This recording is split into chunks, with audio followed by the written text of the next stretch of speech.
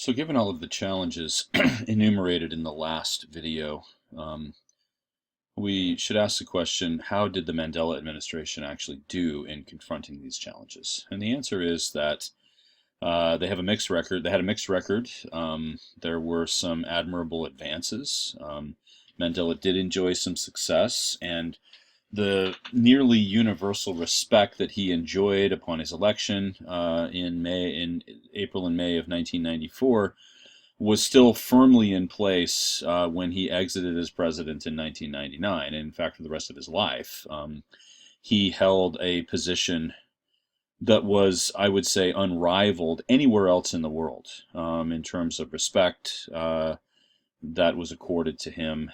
His funeral in December of 2013 was one of foreign leaders from all over the world, as well as many people within South Africa, paying homage to a man who was seen as one of the great figures in modern history.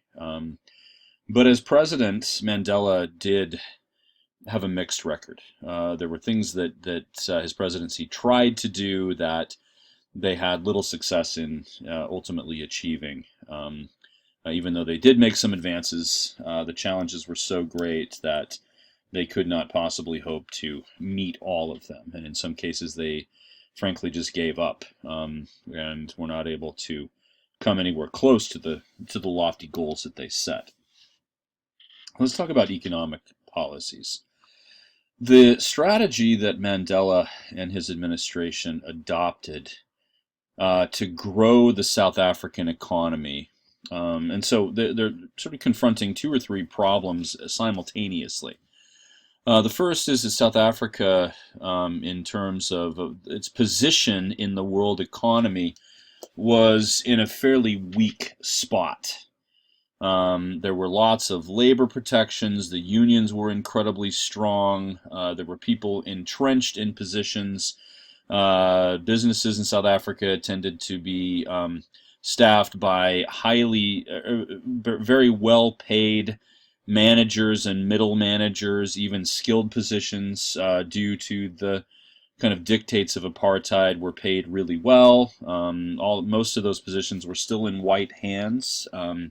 And so to try to attract foreign investment into the country was tricky. That, coupled with the crime and the frequent violence, made international corporations skittish in sending their operations into South Africa. And in fact, over the course of the Mandela presidency, there was probably a greater exodus out of South Africa on the part of corporations.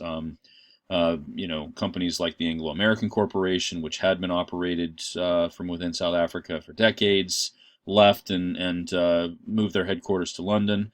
Same with even like the South African Breweries Company moved their headquarters to London, right? So that was one problem. Another problem was that the vast majority of the economy and productivity was in the hands of the whites, and naturally they wanted to try to create a more equitable economic situation there. And then maybe the most pressing issue is the poverty, right, and the lack of infrastructure. And Mandela wanted to use a growing, burgeoning economy to build more houses, to put in water systems and sewer systems, to improve the lives of the poorest South Africans, to revamp the education and the healthcare and all of these things. And they tried to do these things simultaneously. And so in order to grow the economy, Mandela felt that it was best to put a lot of effort into trying to attract foreign investment. He and others in his government spent a great deal of time, especially in the early years of his presidency, traveling all over the world, traveling to the United States and Europe and the Middle East and even parts of Asia, signing partnerships, trying to encourage foreign investment in South Africa, trying to get companies to move to South Africa or open up operations there. So he devoted a great deal of attention to this, and even though there were a lot of countries that ultimately invested in South Africa, the United States foremost among them, and Germany and the UK and others also contributing to this. Quite surprisingly, Malaysia was the second biggest investor in the South African economy of all of the countries in the world, at least for a time. Um, but this never quite reached the level, and in particular, they had a hard time attracting private businesses, you know, uh, corporations from the private sphere to South Africa. The initial plan, and this was actually kind of proposed and even rolled out to some extent during the campaign leading up to the election, was called the Reconstruction and Development Program, and it set goals for the level of growth that they hope to achieve with the economy through this foreign investment, and then for the ways that they would then use the growth of the economy to fuel the revitalization of South Africa, and especially the improvement of the infrastructure and the combating of poverty. They set goals, for instance, to build 300,000 new houses for the poorest South Africans every year, and to put in, a certain number of wells and water systems, and to do things like this. They never, unfortunately, came anywhere close to achieving those goals. I mean, the infrastructure did improve. Let's make no mistake. Houses were built, wells were dug, telephone lines and power lines were put in, more people received electricity. But given the growth rate of the South African population and some of the other problems, I mean, this didn't come anywhere close to addressing the massive gap that existed between the haves and the have-nots. And it was seen largely, even within a couple of years of the election, as a failure. In early 1996, the RDP, the Reconstruction Development Program, was scrapped, and they turned instead, with the advice of economists mostly, to another program which they called the Growth, Employment, and Redistribution Program. Now, under the RDP, they had also set a goal to repatriate a large number of black Africans to lands from which they had been evicted under apartheid. In other words, to transfer, and I think this number was about 30% of all of the land of South Africa to black Africans. The RDP didn't do much along those lines. Now, GEAR, as the acronym goes, the Growth, Employment, and Redistribution Program, this set similar kinds of benchmarks, but it toned down the rhetoric about helping the poor and improving the infrastructure, and instead went for a pro-business growth approach, hoping, I think, that the other parts of it, the improvement of the infrastructure and things like that, would follow. Okay. As a result, and even though GEAR was a more streamlined and more manageable program, and did end up with some achievements over the course of its lifetime, this served to alienate some of the supporters of the ANC. The ANC was allied, of course, with the South African Communist Party, and this pro-capitalist, pro-business approach really rankled those who were committed communists. The Congress of South African Trade Unions likewise did not appreciate the business-friendly approach of GEAR. But these organizations didn't abandon the ANC. They simply kind of chafed at the new direction to all of this. And South Africa ended up, as I've said, with a stagnant economy, with not runaway inflation, but with significant inflation that left people less able to buy even staple foods for themselves, and a shockingly, appallingly high unemployment rate. By 1996 or so, fully almost 30% of all of the workforce of South Africa was unemployed. And this is not even to include those who were working in what was called the informal economy, that is opening up things like tuck shops, little places that sold, staples and things like gum, I used to shop at tuck shops all the time when I was working in the townships of South Africa. But it's an informal economy. This is not a business per se. It's just somebody uh, builds a makeshift stand. It's essentially a glorified lemonade stand, even though but this did serve as the livelihood for many people in South Africa. And so the unemployment numbers were even much worse than that if you include that there's a large number of people working in the informal economy. Only about 60% of the South African workforce actually had jobs in the formal economy. And the unemployment rates, of course, were much, much higher for black Africans and for coloreds than they were for whites, Indians somewhere in the middle of those groups. However, some economic policies did bear fruit, and in particular, the sponsorship and the creation of an atmosphere that was pro-business allowed for the growth of a black middle class that became a significant demographic in South Africa in this period. Black people who were well positioned and had some credentials, had some education, were often able to take advantage of this business-friendly approach, and the active encouragement by the government of people to move in this direction. This also, by the way, affected education. The government during this period encouraged and even increased funding for universities that taught things like accounting, and much to my dismay, at least, things like humanities and history departments were put on the chopping block at universities because they were looking for people with practical skills as they saw it, right? And I could go on for days about how this is a wrong-headed approach, but let's not do that. Let's talk about South Africa here. It's understandable why they would kind of think along those lines.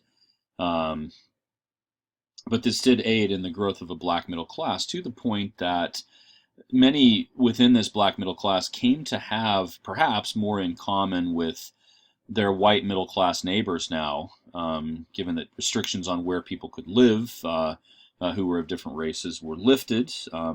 These black middle class people moved into the suburbs of major cities, lived alongside white neighbors, ended up socializing with them. Their children went to the same schools as their white neighbors, right? There was a growing divide between this black middle class and the vast majority of black Africans who were left in this grinding poverty of what were really still the townships and the conditions that were similar to those that existed under apartheid, without perhaps some of the overt racial discrimination, though there was still plenty of that going on too. In 1996, and this is so the economy during Mandela's presidency was really, in summation, a series of programs and lofty ideas without ever fully realizing these, and in some cases, barely making a dent in the problems. In 1996, and this is a point of definite success, the government passed and Parliament ratified this or passed it with almost unanimous consent, a new and permanent constitution for South Africa. And this was, it's safe to say, one of the most liberal, if not the very most liberal constitutions in all of the world at that point in time. For instance, it allowed for gay marriage. It made, it put into place protections for people of various sexual orientations. There were a lot of protections, for women. There were, what amount to equal rights, without any discrimination on basis of gender or race or sexual orientation. And this was very much Mandela's goal, and he was the guiding spirit behind all of that, right? Mandela was not just one for racial equality. He was also interested in and helped to push gender equality and equality of people with different sexual orientations. And so, that was an important part of the Constitution, specifically the Bill of Rights in that Constitution. Much of the 96 Constitution was modeled after the interim Constitution of 1993. However, the 96 Constitution did call for a stronger central government. Less power was devolved out to the provinces than had existed before. And this is much to the chagrin of the National Party and the whites in general, who were still hoping for some regional autonomy. That ship had pretty much sailed by this point. Also done away with was the mandatory shared power, the sunset clauses, as they were called in the interim constitution.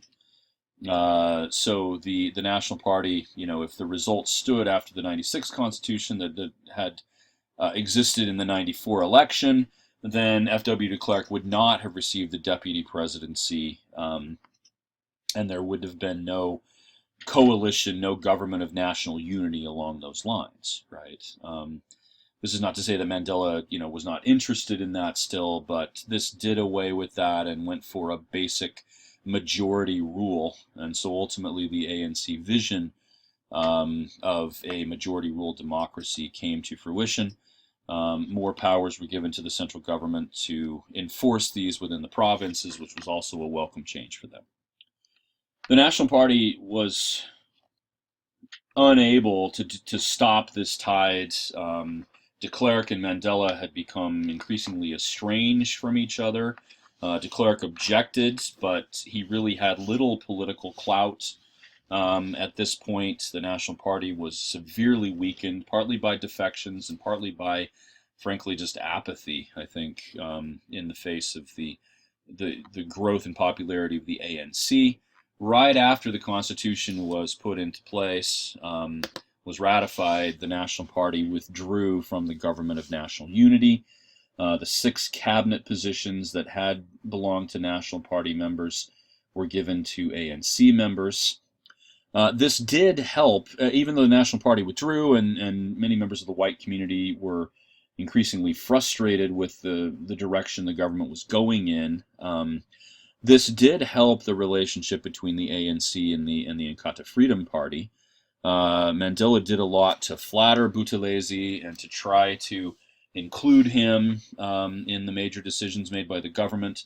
When both he and Mbeki were out of the country, he appointed Buthelezi to be the interim president, or I should say the acting president. And this Buthelezi definitely liked that, and so the ANC and the IFP, the animosity between them, the violence that had gone on for so many years between these two groups was lessened. And ultimately the IFP, even though it hung around as a party for some time, lost a lot of its teeth that it had had previously. Mandela went out of his way in numerous respects to endear himself to white South Africans, to achieve racial reconciliation. Really quite some quite extraordinary things that he did. For instance, he joined a mostly white Afrikaans language speaking church congregation that he attended on Sundays in Johannesburg or in Pretoria, wherever it was. Maybe most significantly, and this is something captured in the film Invictus, which is one that I recommend watching and potentially doing the film review on. When I have taught this class in the classroom, I have required this, even shown it in class. Okay, so highly recommended if you have not seen that. Morgan Freeman plays Nelson Mandela, does a wonderful job with that. Matt Damon plays Francois Pignard, who was the captain of the South African rugby team in 1995. Anyway, one of Mandela's great moments as president came in the spring of 1995. I shouldn't say spring; it was actually the fall. Come to think of it, because this is the southern hemisphere and the seasons are backward. I know this was like April and May, I believe, of that year. Anyway, in early 1995, South Africa hosted the Rugby World Cup. The South African rugby team had been excluded from international competitions during the apartheid era as part of the international sanctions against the country. Rugby was the most beloved sport of the white community, and it wasn't even close, and especially the Afrikaners. The national rugby team was made up almost entirely of Afrikaners. There was one of the stars of the team was Chester Williams, who was colored, but he did speak Afrikaans, and was mostly a political figure, though he was definitely one of the most popular players on the team. But Mandela kind of adopted the team, and there were proposals early on in Mandela's presidency to completely change the way that South African national sports functioned. They even wanted to do away with some of the symbols of national sports. The South African rugby team and also the cricket team were known as the Springboks, and the Springbok emblem was associated with white supremacy. And they tried to get South African rugby to go away from the Springbok emblem. Mandela argued that this needed to be kept in place, right? And this was all to appease the white community. When the South African rugby team ended up doing extremely well in the Rugby World Cup, which was somewhat unexpected. I mean, they were one of the best teams in the country, or in the world, I should say. But the odds-on favorite was the New Zealand team, the All Blacks, as they're called. And the South Africans met New Zealand in the final in Ellis Park in Johannesburg, and they won a thrilling match. I watched this. I was living in Botswana at the time, but there was still a great deal of excitement all over Southern Africa about this. And Mandela appeared in the stadium dressed in the Springbok colors, in the jersey of the team captain Francois Pignard, whom he had befriended. And this picture at the top of the slide here is of Mandela shaking Pignard's hand. The South African team won the final, won the World Cup, and Mandela descended to the field and presented Pignard with the trophy and shook his hand. The two of them ended up being close for the rest of Mandela's life. You can watch YouTube videos of Pignard talking about that Mandela ended up being the godfather of his children, and anyway, he was a kind of adopted son almost of Mandela. This really made Mandela popular with the white community, and I would say 95 and 96 were this wonderful period of South African sports were extremely successful. In early 96, and this is when I was living there, so I'm familiar with this. In early '96, South Africa won the Africa Cup of Nations, the continent-wide soccer tournament, and there was dancing in the streets. I was living in Bloemfontein at the time, and white people and black people were dancing together in the streets, celebrating the win of Bafana Bafana, as they're called, the South African soccer team. The Rugby World Cup brought black and white people together, and Mandela really sort of presided over all of this. And so that was, the stadium of mostly Afrikaners cheered Mandela, chanted his name, right? So this was, again, one of the high points. It didn't always go so smoothly for him, or for South Africa in general during his administration. One of the most controversial, but also commendable in a certain way, aspects of the Mandela presidency period was the formation of the Truth and Reconciliation Commission. This is something that Mandela wanted to do in order to try to reckon with the legacy of apartheid. This had two parts to it. One, victims who had suffered in some way under apartheid, who had been tortured by police, for instance, who had had family members killed, murdered, in political violence, or in kidnappings or assassinations or whatever. People who had been involved in violence between the ANC and the IFP, or in the homelands where there were riots against the the homeland leadership. I mean, this covered a wide swath of people. Victims were able to come to the Truth and Reconciliation Commission and tell their stories, have their stories heard publicly and published, and even broadcast in some cases on television. At the same time, the second part of this was that the Truth and Reconciliation Commission offered potential amnesty to those who had been punished, incarcerated, punished in other ways because of their involvement in violence or in crimes during the apartheid period. Policemen, for instance, who had been jailed for murdering the suspects who died in their custody. They could come, or even if they hadn't been jailed, right? If they had just been involved in something and sort of were haunted by that, they could come to the Truth and Reconciliation Commission and seek amnesty and have their stories heard as well.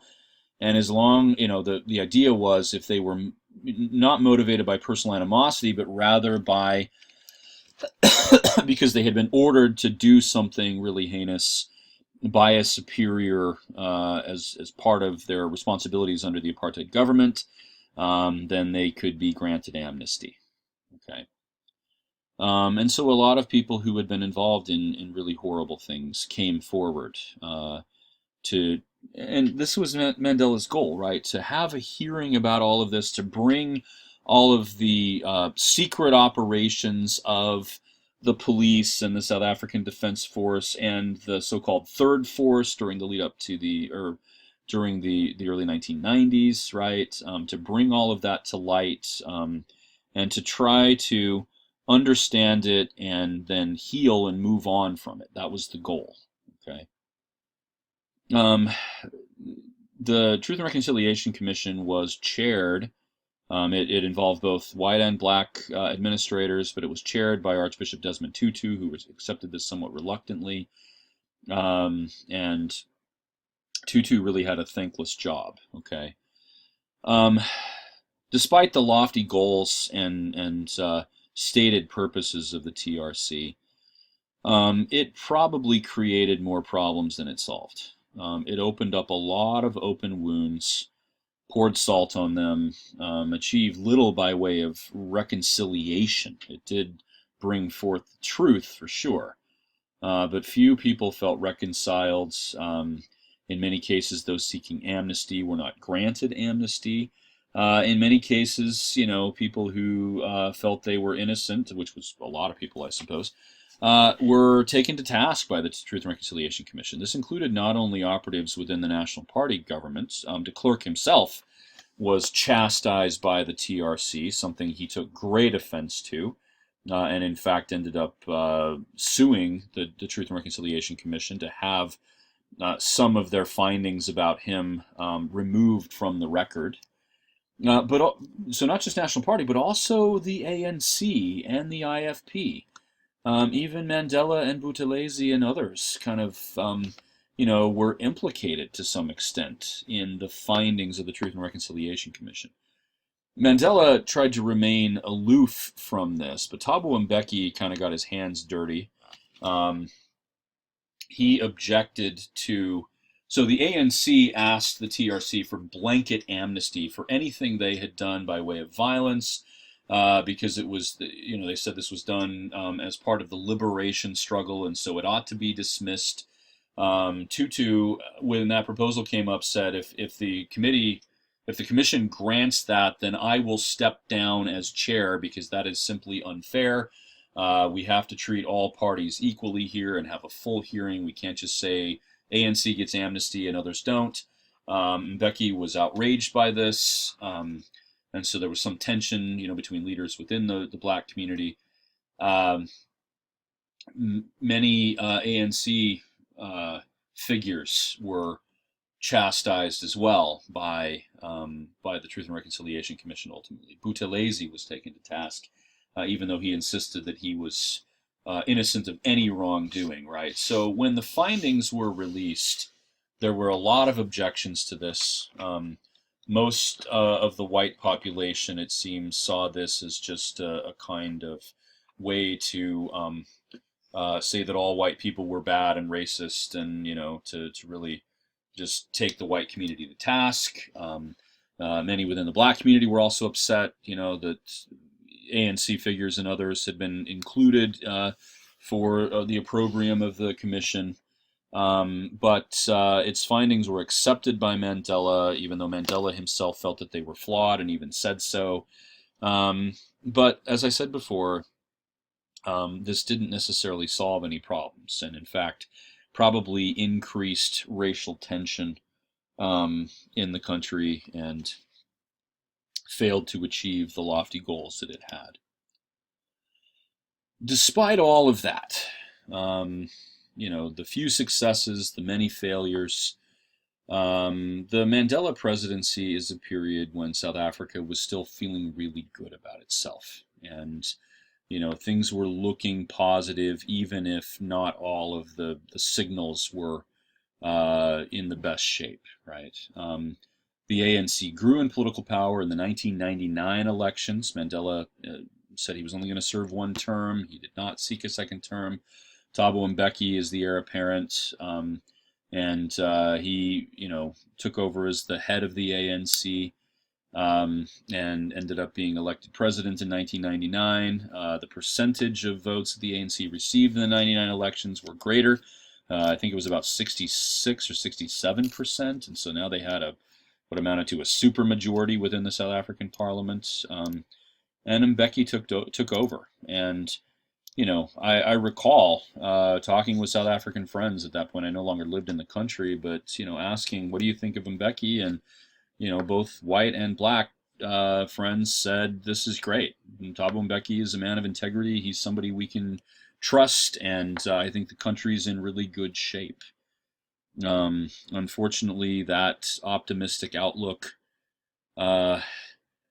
changed in due course, and South Africa really ended up struggling over the next, in for the last couple of decades, and that's what we'll turn our attention to, at least briefly. I don't want to belabor the point too much, but we do want to talk about recent South African history, and so in the next lectures, we will talk about Thabo Mbeki and his administration, talk about Jacob Zuma and Cyril Ramaphosa and the other figures who have led South African politics since then, and also some of the opportunities and challenges South Africa has continued to face as a country.